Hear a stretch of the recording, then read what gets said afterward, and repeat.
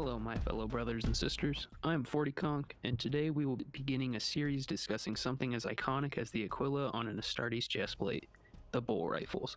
Today specifically, the auto bolt rifle. So let's get lorin'. The Imperium before the Heresy, during the Age of Strife, was mainly using Volkite weapons, but the once spacefaring, highly advanced, multi-planet society began to collapse in upon itself. With the loss of many SDCs, many revolts, famines, wars, diseases, and mutations, eventually they needed a more easily producible weapon for the already struggling forges. From this came the Bolter, a symphony of destruction, forged in the fires of Mars, that could be more widely produced in the Imperium's grueling forges. By the Heresy era, Volkite had largely been phased out, and while yes, we do see Volkite weapons, that is largely because a few of the founding legions, such as the Dark Angels, which are known to still have Volkite weaponry in their arsenal. But most chapters don't have the necessary knowledge or ability to replicate them, so by this point in the 41st millennium, they are quite rare and relics of a bygone era, hence why we see them very little comparatively. But wait, why don't guardsmen have bolters? Well, Astartes bolters have a grip that is a biometric lock, looking for genetic markers to know when Astartes is wielding the weapon. This is to protect the human, as shooting an Astartes design variant with a lack of stock would break wrists, shoulders, etc. There are human design variants for the dummies of battle and other special units that somehow also shoot the same .75 caliber bolt with less recoil, such as the Nemesis, Vrartine, Locke, and Mark II Scourge, but they are more expensive and logistically challenging than lasguns, with their rechargeable power packs and low maintenance needs. Hence why only the Adeptus Sororitas wield them in large numbers. I must also include that in lore, while being master-crafted by our artisans, they require much more cleaning, prayer, and maintenance than standard lasguns to stay reliable. To appease the weapon spirit, regularly it must be disassembled, cleaned, and have sacred oils applied, and everything properly torqued. With prayers to its machine spirit, and possibly some purity seals if the oils being rubbed around made you want to rub one out. But in long deployments, this would be tasking upon the Imperium at the scale at which the Astra Militarum operates. But since human bolters don't make an appearance, that's all we will be discussing here. The Bolt series of weapons being the instrument of the Emperor's justice, delivering death to heretics, xenos, and traitors with brutal efficiency, fires a self-propelled missile with a mass reactive charge, exploding upon entering the target for max damage for hitting armor or a surface it cannot penetrate.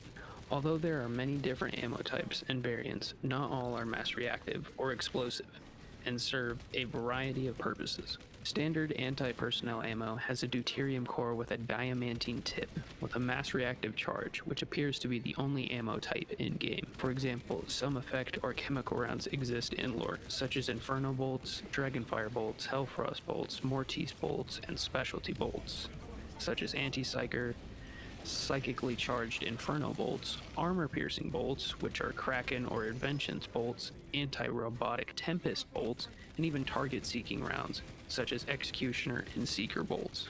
Bolter fires .75 caliber or 19mm bolts, which is the size of my fucking lug nuts. As I was saying, 19mm in a similar way to modern firearms, with a gas-cycled mechanical firing pin operation, with presumably a bolt carrier of some sort, judging by animations in Pariah Nexus, for example, when the Sister of Battle fights my all-favorite Kriegsman. As her bolter fires, you see the bolt carrier move back with an extractor similar to that of modern firearms, that upon firing kicks out the massive spent bolter casing, using the spent bolt rounds gases as it is ignited and leaves the barrel as rearward force upon the bolt carrier, driving the casing into said extractor, knocking it outward.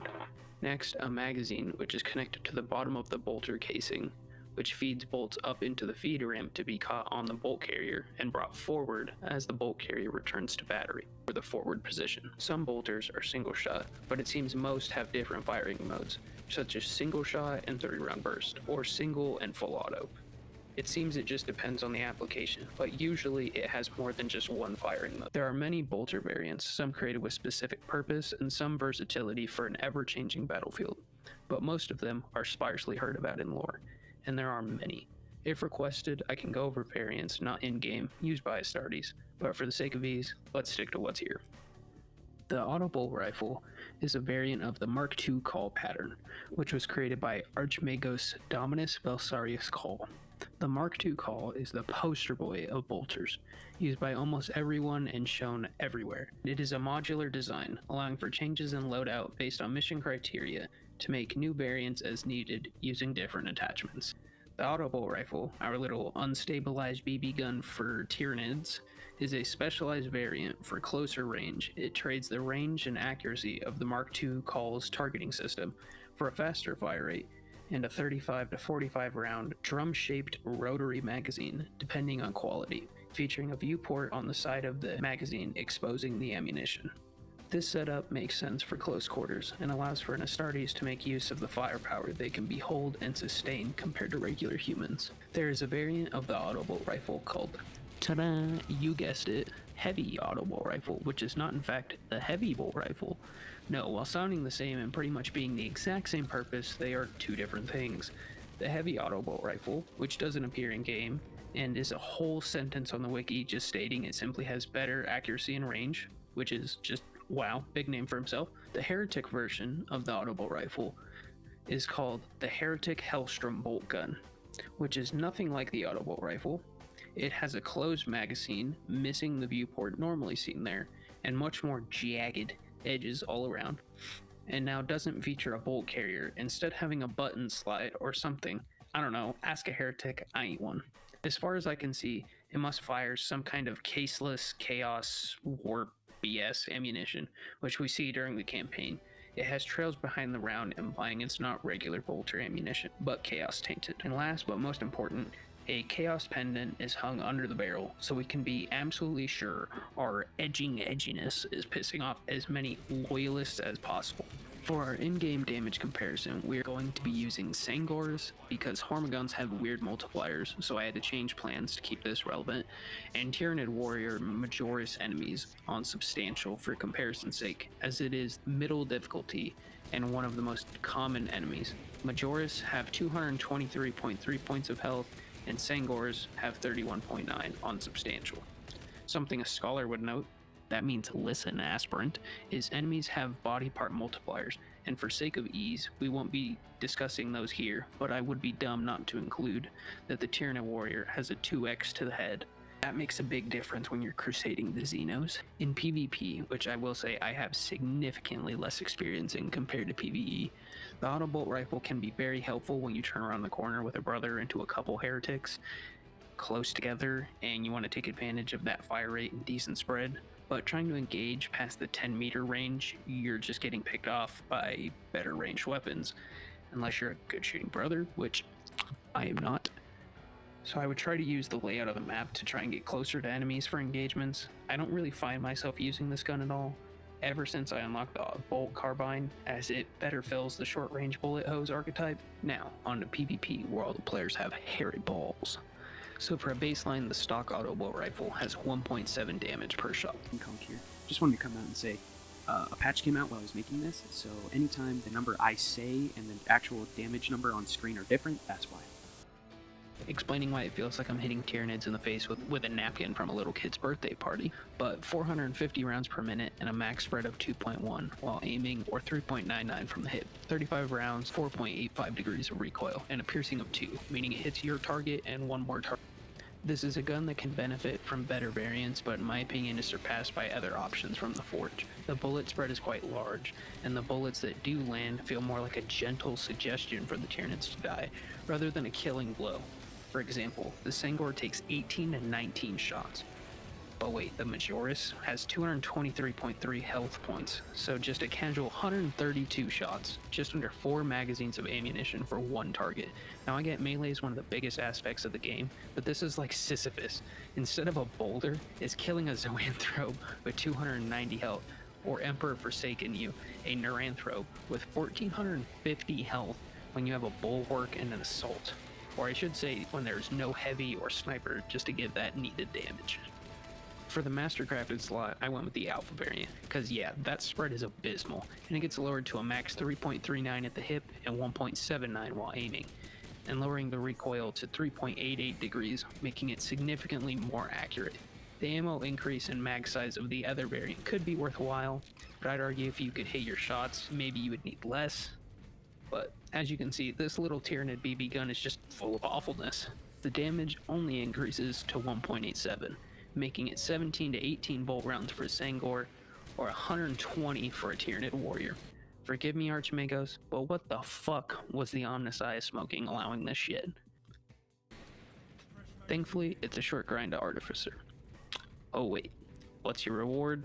Well, my pick is the Salvation of Lagabaka, which has the same 2.21 damage as the Drogo's Reclamation, and an even better spread than the Alpha at 2.79 from the hip and 1.147 while aiming, and 2.9 degrees recoil. This makes for an almost pleasant 14 to 15 shots for a Sangor, and a less abysmal 101 to 102 shots for a Tyranid Warrior. This is where you're going to be for a while, so you have fun with that. Now for the best of the best. Relic status, 17k XP earned through Pain and Chainsword. The Gandalf Skirmisher, Gauthalamor Crusade, which you already know I went with because that spread is gross, with 2.19 for the hip and 1.16 aimed, with 1.94 degrees of recoil. It's actually hitting shots, and packing the punch to make something of the shots landing, with 2.72 damage. We are looking at 82 for a Tyranid Warrior and 12 for a Sangor. Now this is the best version you can acquire, so at the very end for all of these weapons, let's give a shots to kill for the same enemies on lethal difficulty. Just a little note here I wanted to add. The lethal, absolute, ruthless, all those have the enemies have the exact same health, they just spawn more. The Sangor has 44 health on lethal and ruthless, making it 16 to 17 bolts, and the Tyranid Warrior has 308 both ruthless and lethal, making it 114 bolts with the best variant on the hardest difficulty. This is why if you struggle with melee, even having a maxed out weapon can't save you. There's just not enough bolt rounds. Don't play above your readiness, I guess is what I'm saying with that. Now to maximize your perks, you either need to buy and master all variants, or use your armor data to buy mastery. But I would recommend doing this to get the most out of your primary. Now I'm just going to read off all of the perks I went with. Here I have a picture of the perks I went with, just bottom row. Mag size increases by 15% when health is below 30%, ammo restored by full magazine. Each shot penetrates one additional target. Damage increases by 10%. Damage increases by 10% against terminus enemies. After killing 10 enemies rapidly, you deal 25% more damage for 5 seconds. Max ammo increases by 20%. So with that 10% damage perk, you now do 2.992 damage, making it 103 bolts for a Tyranid Warrior, or 15 bolts for a Sangor on the hardest difficulty with the best variant, best setup, all perks. Which, even then, I still feel the auto bolt rifle is the cuck of tactical primaries. Like, it's literally first in line, watches me hover over it, to end up picking something else and having a better time with something else. But like all things, you gotta start somewhere, and this weapon is a good starting gun, as it will very much leave you wanting more and send you toward one of the better alternatives that we will get to in a future breakdown video. This has been 40 Conk. Till next time, have a good one.